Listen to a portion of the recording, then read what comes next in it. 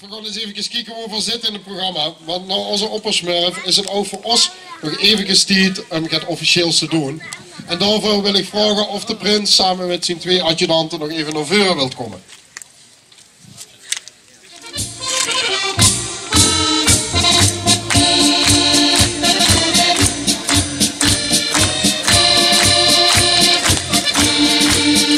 Goed zo mannen.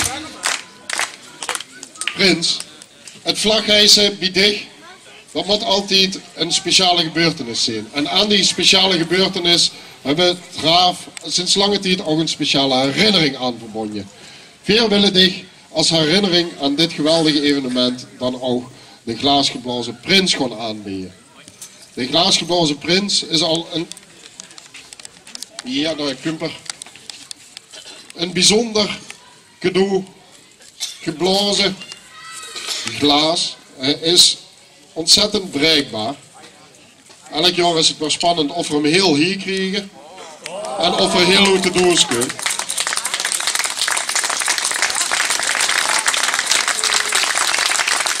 Deze als blijvende herinnering aan dit vlagreizen bied ik in dit stralende zunke.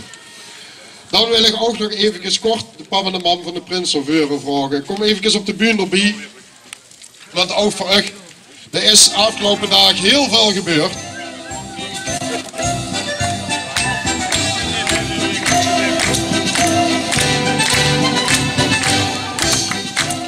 Voor die jullie die het niet weten, het Raaf die stormt een beetje zo de prinselijke residentie binnen met z'n allen. Het is niet alleen het vlaghijsen, we hebben ook altijd al de traditie van het poolhouden. Ook gisteren zijn we hier weer met een delegatie geweest en we hebben, ja, we waren toch wel redelijk aanwezig volgens mij. En we hebben ons laten horen in ieder geval. En de ouders hebben dat allemaal maar zo moeten accepteren. En die waren er ganz gemütlich onder. We kregen af en toe een jegerke aangeboden. Er waren sommigen die blij met, anderen waren er dag nog en minder blij met. Maar ook voor u.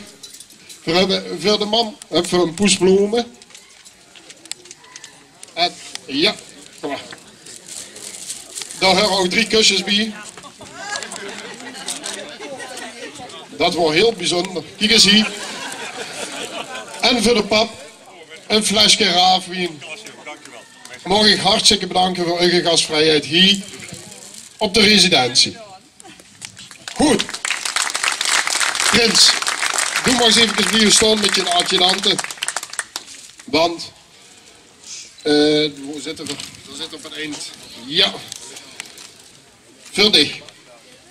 Binnen voor ook de mogelijkheid geven om nog even een blauw voetje te halen en die aanwezige gasten even toe te spreken. Dat mag met een voorbereide speech, dat mag zijn met die eigen liefspreuk. Dan mag ze zelf die invulling aan geven. Maar, ja, dat is, ja, excuus, het is af en toe rommelig, maar dat kunt dus echt door dit ding helemaal niks. Je mag daar eigenlijk allemaal een gruzzens even aantrekken en testen. En dan snap dat we wat voor moeilijke opgave weer hier staan. En dan denkt ze, doen ze zich dan zelf aan? Ja, dat heb ik zelf voor gekozen. Dus af en toe is dat rommelig. Volgend jaar zeg ik vanwege het anders, moet je toch beter die voor de dag komen. Ja, Prins, ik zou even de microfoon aan dich willen geven. En dan gaan we daarna afsluiten met de lidsartiesten. Leeft u, goedemiddag. Dit wordt voor de pap en de man wordt dit best wel een heavy dag. Ook in de voorbereiding. Op het moment dat het duidelijk was dat ik prins zou worden, de opper heeft een beetje verteld wat er allemaal bij komt kijken. Nou, het vlaghijsen is er een van de onderdelen van.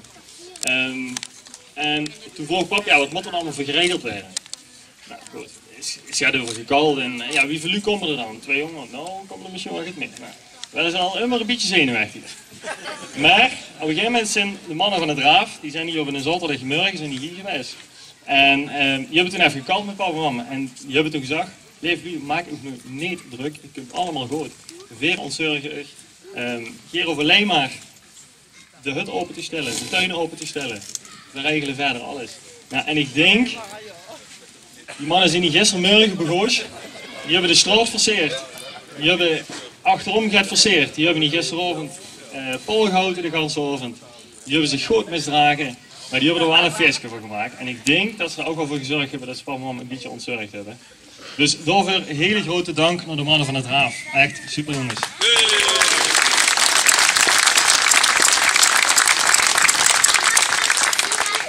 En ik denk ook, want ook deze twee jongens hier, die adjudantjes van mij, die worden ook een beetje zenuwachtig natuurlijk.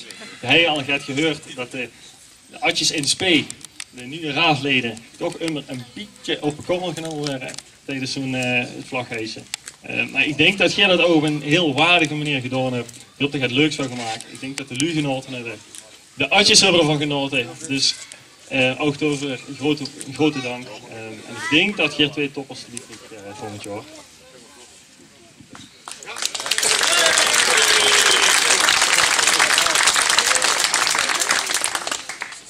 En tot slot wil ik alle aanwezige lui nog heel hartelijk bedanken dat je vandaag hier naartoe bent gekomen.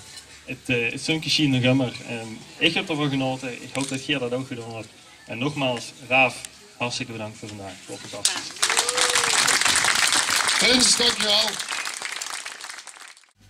Neem eens het tijd.